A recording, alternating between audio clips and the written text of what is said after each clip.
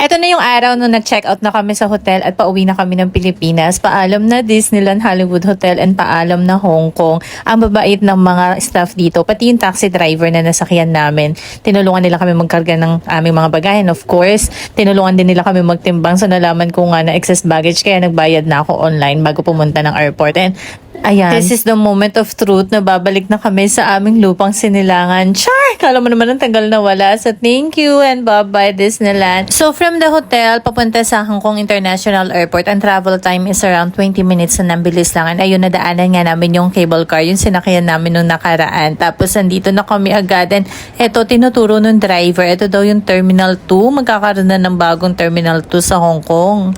And the free hotel here. Wow! Hotel? Hotel, yeah. Very nice. Kamusta na? Bye-bye Hong Kong. Bye. Mabait yung nasakyan namin. Nakikipagkwentuhan siya. Napapatugtog pa ng mga Filipino song. Cute. Tapos tinuturo niya sa Zone 4 daw kami. Yan, Cebu Pacific. Mababait naman, wala naman tayong na ano ng mga masusungit eh. Kasi sabi nila masusungit. Pero very nice Hong Kong people. Ito ang Zone 4. Mabait yung taxi na sakyan namin. At tama nga yung mabait na taxi driver na nasakyan namin kasi sa Zone 4 nga pagpasok doon, nandun na yung counter L, yung counter ng Cebu Pacific. At pwedeng mag-self-check-in tapos may nag-a-assist. Tinulungan kami ni ate na magkabit ng aming bag tag and in-scan na din yung passport and binigay na yung boarding pass sa amin. Okay. So, nag-online check-in kami. Tapos pagdating, mayroong self-check-in counter doon. May nag-assist sa amin. And then now, we are just dropping our bag here. Kami ni nanay. Self-bag drop. And yung counter nito is counter L. So, madali lang hanapin. Eh, the-drop na lang At po. buti na lang talaga, walang gaanong tao at hindi ko alam kung bakit walang mga tao sa counter pero puro self-check-in, self-bag drop lang yun nangyari and ang smooth lang ng lahat. Mag-aalas 9 na yun nung umalis kami dun sa hotel kaya nag-aalala ko kasi 11 yung flight namin. Pagkatapos sa immigration, nagpunta na kami sa gate and gate number 42 kami so medyo malayo siya pagka nilakad. Kaya nag-train na kami para mas mabilis din kasi parang mag-aalas 10 na yata to tapos ang flight namin is 11 o'clock. Musta naman yun? And libre nga pala tong train na to. Talagang meron siyang train dito sa loob ng airport kasi napakalawak ng airport nila. Napakaraming gates. And ang bilis lang naman, 3 minutes lang nandun na kami agad. Time check, 9:47, 11 a.m. na flight. Nandito pa rin kami. Gate 40. 42. Ito yung mga 40 to 59. Napakalawak ng airport nila. Grabe.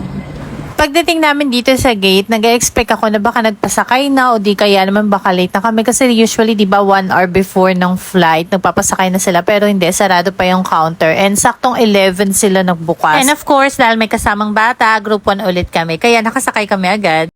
At grabe, walang masyadong sakay yung aeroplano. Tingnan nyo naman yung bandang likuran namin. Ang luwag-luwag. Sabi ko kay nanay, lumipat siya dun sa bandang likod. Para naman masulit yung binayad namin sa seat selector. Char. And eto, nakakatuwa dito kasi meron siyang charging port. Nakapag-charge ako ng phone. Nakapag-charge din ako kanina ng camera. Pwede yung Type-C. Pwede din ang USB dahil may USB port. And bawal gamitin ang power bank habang umaandar ang aeroplano. Kaya pinapalagay siya sa harapan pero hindi siya pwedeng gamitin.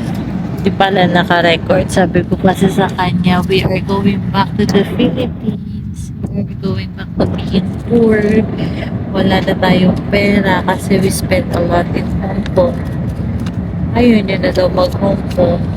Kasi naghirap na kami. Tingnan mo naman yung son ni mami. Butas-butas na. Wala na pants.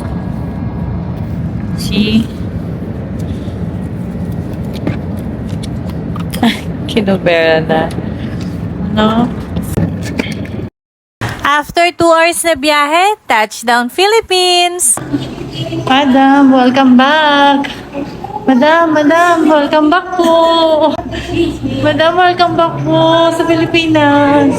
In fairness naman, parang may nagbago talaga sa NAIA. Ang bilis lang nung naging paglabas namin and ang bilis lang din namin sa immigration. Pagkatapos nakuha ko rin kagad yung mga check-in baggage namin. Sa baba lang din to ng immigration and don't worry guys, hindi kayo maliligaw sa NAIA, promise. Char! Eto na sa arrival hall, paglabas namin, Nag-book lang ako ng in-drive and sundan lang tong departure tapos na sa pinakadulo and sabi nung kuyan driver na nasakyan namin bawal daw ang in-drive sa loob or bawal magsundo dun sa loob kaya sa labas niya kami pinick up. Ewan ko lang. Grab lang daw yung may designated parking, bawal pa sila sa loob. Yun lang. So thank you for watching guys and salamat na umabot ka hanggang dito sa dulo. Buyers!